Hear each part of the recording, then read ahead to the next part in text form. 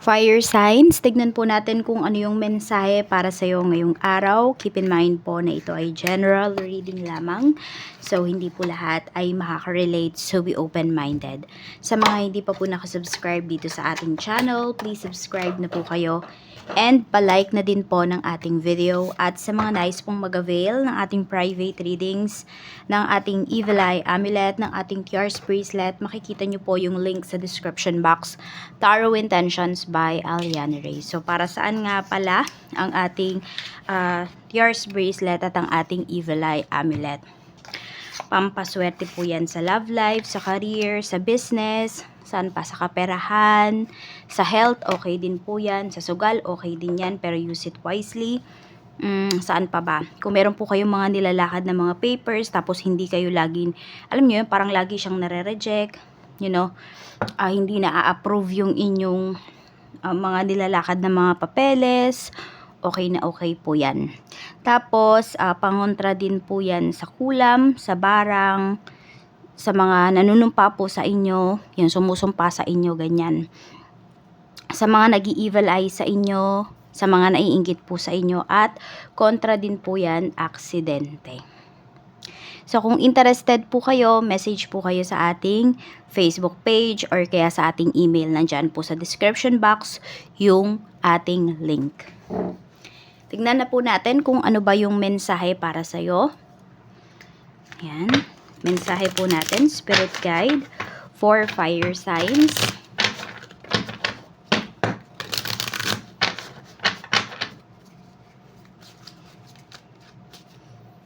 Overall energy, we have the world. Ayan po, yung iyong overall energy. So, yung si the world kasi natin ay, pwede po yan na may mga na-accomplish po kayo ngayong araw na ito. You're very happy sa mga outcome po ng inyong mga ginawa. So, nandoon yung pwedeng fulfilled kayo ngayong araw na ito. So, tingnan nyo, parang may ino-offer sa inyo dito. And mga big opportunities yung pwede pong dumating sa inyo ngayong araw.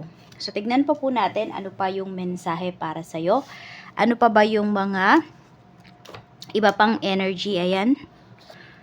Kuha tayo dito. Mensahe po natin, Spirit Guide. We have push and pull. So, may mga nagdadalawang isip din dito. Or, sinasabihan kayo ni Universe kung hindi po kayo panatag dun sa mga choices po na gagawin ninyo. Or mga pamimilian po ninyo. Pag-isipan nyo po yung mabuti. Huwag kayo ditong padalos-dalos. Tapos, kung meron naman po kayong mga kadil, yung tao na yon hindi po yun sigurado sa'yo. Or pwedeng hindi ka pinaprioritize nung taong yon. So, tignan pa po natin, ano pa yung mensahe para sa'yo. Okay, good boy. Doon ka na, bebe. Tignan natin, ano pa yung mensahe for you. Ano pa yung mga pwedeng mangyari sa araw mo ngayon? Ano pa po ang pwedeng mangyari sa araw ni Fire Signs ngayon, Spirit Guide? Mayroon tayo ditong Two of Swords. At tingnan nyo, may pagdadalawang isip po talaga. Pwedeng kayo yan, pwedeng yung taong kadil po ninyo. We have Death card. Kailangan po ng pagbabago. So, meron ba laging tao sa life ninyo na pag tinatanong ninyo, it's either ang lagi niyang sagot, hindi niya alam. Ewan ko. So, mahirap magtiwala sa mga ganong tao. Kasi yung tinatanong mo naman sa kanya is, may experience naman yung tao na yun eh. Okay? Or kabilang siya dun sa isang sitwasyon na tinatanong mo. Knight of Pentacles. May pagbabago kayong mga kailangan gawin dito. Pwedeng sa pag-handle po ito ng inyong finances. Ayan o. Gusto nyo na may pagbabago. Kaya lang, pwede po na nagdadalawang isip kayo. Ano ba yung aalisin ninyo sa life ninyo? Ano ba yung bibitawan po ninyo? Tignan natin ano pa yung mensahe. Ano lang po ito kahit maliliit ito na bagay. For example, yung iba sa inyo, hindi kayo nakakakain na walang soda. So, yun, 'di ba? Unti-untiin po ninyo yun, natanggalin sa life ninyo. Ano lang dahan-dahan lang. Yes. Tapos, ayun, makikita nyo, may pagbabago pala sa finances ninyo. 'Di ba? Or ano man tong bagay or pagkain na parang lagi nyo siyang binibili araw-araw na pwede naman palang hindi. Or pwede naman palang bawasan. Yung mga ganong bagay po or mga bad habits kung tawagin nga. Ayan, kung meron kayong mga bad habits, unti-untiin nyo po yang baguhin. Kayang-kaya nyo po yan. Kasi para naman yan sa ikagaganda ng life po ninyo. Tignan natin, pagdating naman sa pamilya, kamusta naman yung energy? Pagdating naman sa pamilya, we have 3 of Pentacles. So, may mga pinag-uusapan. 4 of Pentacles. So, pagdating din to sa pera. Pwedeng merong ayaw, sumunod. Okay, ayaw niyang, yes, nakikipag-usap siya, pero totoo, hindi siya nakikipag-cooperate. Nagigets niyo ba yung sinasabi ko? Nakikipag-usap lang yung taong to, pero ang totoo is, sabihin natin, tango lang siya ng tango pagdating dun sa mga sinasabi nyo ng family members, pero wala talaga siyang balak na gawin kung ano man yung sinasabi ninyo or napag-usapan po ninyo. Medyo kasi yung taong to, pwedeng sabihin natin, kuripot siya. Ayan, ganyan, medyo may pag-greedy yung taong ito, nakausap po ninyo na isang family member. Tingnan natin, we have Ace of Cups. Feeling niya kasi, ayan, hindi ko alam kung ikaw ba yung nakaka-feel niyan or itong family member mo na to, nafe-feel niya kasi na parang sobra-sobra na daw yung binigay niya. Kaya, ayun, parang ngayon, hindi na siya makakapagbigay. Ganon yung nakikitang energy dito pagdating sa kanyang energy. Tignan naman natin pagdating naman sa mga friends. Ayan, sa mga friends. Parang may hinuhold na grudge yung taong to eh. Baka kasi may natulungan siya before. Pwedeng sa mga relatives, ganyan. Pero pwedeng hindi po siya na-appreciate. Tapos ngayon, parang, di ba, pinapatulong na naman siya. Tapos, ayun, parang na-trauma na yung taong to. Nagkaroon na siya ng trust issues. We have Queen of Wands. Pagdating naman sa mga friends, we have 5 of Swords. You see, meron kang kaibigan dito na tinatridor ka. Pwede po na pinag-uusapan ka behind your back, fire signs. Mga hindi po yan talaga totoo sa'yo. Parang ganito nga yan namimili ka pa ng kaibigan kung sino ba yung ikakat mo. Pero alam mo, nakikita ko dito yung iba po sa inyo, pwedeng ikakat nyo sila lahat dahil hindi talaga sila totoo sa'yo. 10 of Cups. Yan, meron nga dito pwedeng i-invite pa kayo into some celebration. Pero, alam mo yun, pag wala ka pala, ikaw yung topic nila dito. So, we have Queen of Wands. Sinasabi naman sa'yo dito ni Universe, kaya mo naman kahit wala ka mga friends. Actually, nakaka-overwhelm nga yung energy na binibigay nila sa'yo. Kala mo kasi totoo talaga sila eh. 'Di ba? Minahal mo talaga sila. Pero yun pala ay binabackstab ka nila. Tignan natin pagdating naman po sa, ayan, or pwedeng ganito. Hindi ko alam kung sino yung may celebration. Ayan, si Leo pala, 'di ba? May birthday ni Leo. Happy birthday, Leo. Ayan, so kung sino man dito yung may celebration, kahit ano man yan na celebration ha, anong uri man yan ng celebration. So pwede po na may i-invite kayo ng mga friends, pero ayun, it's either walang pupunta, yung mga ganyan. Parang kung ano-ano yung dahilan. So, medyo magtatampo ka dito. Pero siguro maintindihan mo naman. Depende na lang din talaga sa sitwasyon, sa layo, at sa, sabihin natin, sa trabaho ng iyong mga kaibigan. Tignan natin. Pagdating naman po sa iyong kaperahan. So, we have 7 of Swords. Kailangan nyo na talagang mag-ingat dito pagdating sa pera. We have 5 of Pentacles. Okay, wag mong paalam sa tao kung may pera ka or wala. Parehas lang kasi yan. Pag pinaalam mo, may evil eye ka. Pag pinaalam mo na may pera ka, 'di ba? May evil eye ka, kaiinggitan ka. Pag pinaalam mo naman na wala kang pera, matutuwa pa sila. May evil eye ka pa rin kasi sasabihin nila, ganyan. Hindi lang magsasalita. Okay, kung ano man 'yon. So, alam mo 'yon, kailangan tahimik ka lang daw dito. May pera ka man o wala. As in, maging low-key ka dito. Fire signs pagdating sa iyong kaperahan. Sabihin natin kung yung iba sa inyo tumutulong kayo, just be low-key. Hindi nyo na po kailangang sabihin, tumutulong ako sa ganito, ganyan. Diba? Basta tumulong kayo ng bukal sa puso ninyo, okay na po yun.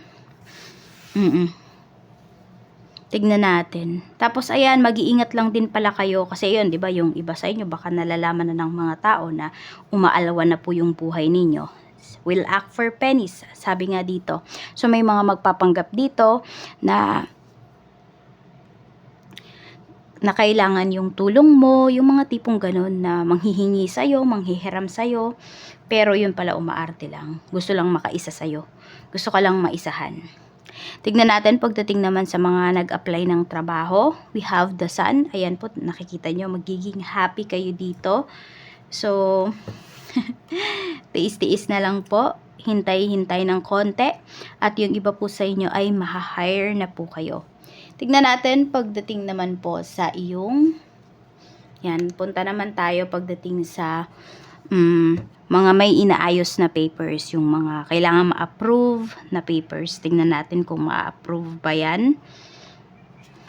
We have Knight of Wands. Yes po, malaki po yung chance na ma-approve yan. Tignan naman natin, okay, pagdating sa mga may current job. Wheel of Fortune. We have 3 of Wands. Maganda yung energy pagdating dito sa trabaho mo. May nilulook forward ka. Kailan kasi dapat mag-focus ka muna sa kung ano yung mayroon ka dito pagdating sa trabaho. Kung ano muna yung nangyayari. Kasi yung iba po sa inyo ay advance yung isipan ninyo. Parang yun nga, meron kayong hinihintay dito. Siguro big opportunity yan pagdating sa inyong trabaho. Pero kasi sabi nga dito, focus ka muna dito. Kasi dito yung sa hinihintay mo, pwedeng hindi pa yan dumating eh. Kasi pwedeng may nagpapaasa sa'yo dito.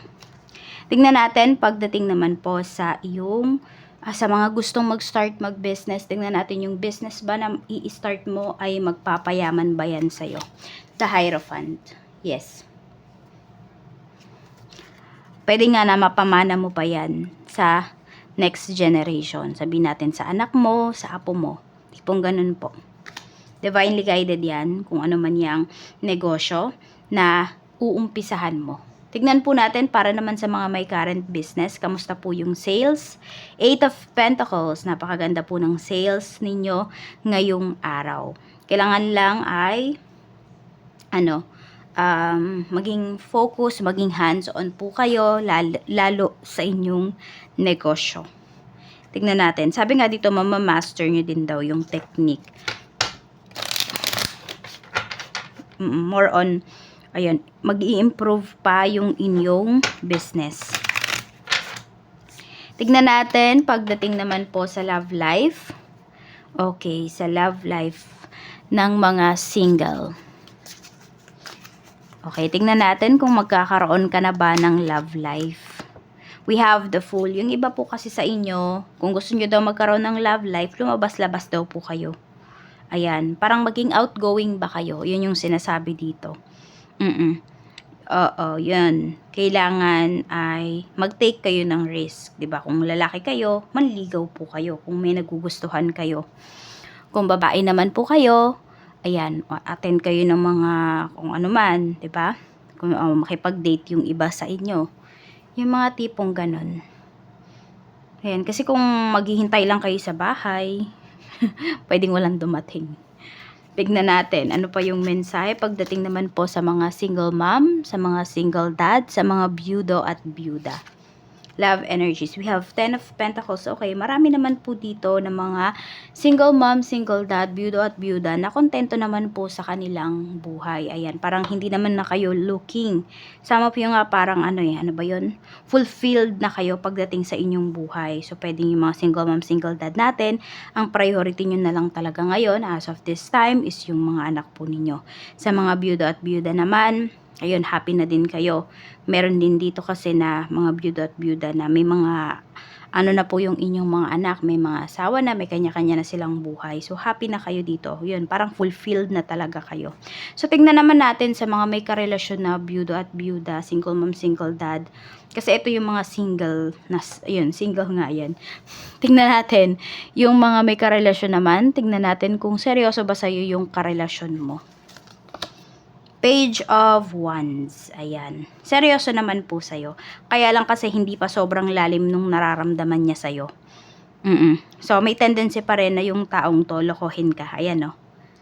Kaya ano lang, parang wag niyong ibigay yung parang all the love in the world, wag niyo masyadong ibigay sa taong 'yan. Tingnan natin ano pa yung mensahe. Pagdating naman sa mga married, sa mga in a relationship, love energies, we have the Chariot. Ayan po. So, maganda po yung pinapakitang energy dito. Successful relationship. Ayan po. Kung kayo naman po ay magkarelasyon pa lang. So, ayan, pwedeng mauwi po ito sa kasalan. Kaya lang kasi pwedeng yung iba po sa inyo. Depende na lang yan kung bongga ba yung gusto nyong wedding. Kasi meron dito parang nag-iipon pa po talaga. Pero kung simple or sisimplehan nyo lang naman yung inyong kasal, possible po bago matapos ang taon or early next year yung iba sa inyo makapagpakasal na.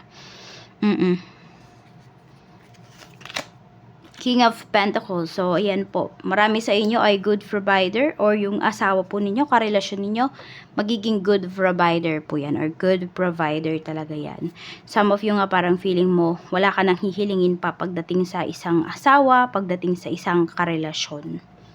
So, ayan lang po yung mensahe. Maraming salamat po.